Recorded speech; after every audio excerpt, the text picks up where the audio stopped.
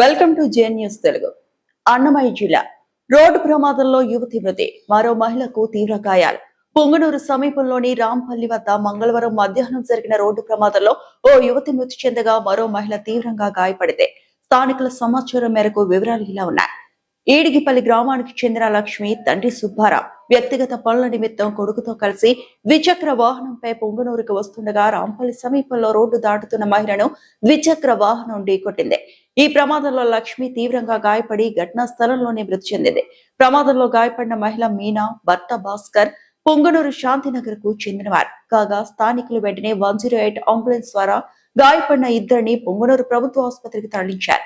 అక్కడ లక్ష్మి అప్పటికే మృతి చెందినట్లు వైద్యులు నిర్ధారించగా పోస్ట్ మార్టం నిమిత్తం మృతదేహాన్ని మార్చురీకి తరలించారు. తీవ్ర గాయాల పాలైన మీనాకు ప్రథమ చికిత్స అనంతరం మెరుగైన వైద్యం కోసం తిరుపతి వైద్యశాలకు రిఫర్ చేశారు. ఈ ఘటనపై పోలీసులు కేసు నమోదు చేసి దర్యాప్తు చేస్తున్నారు.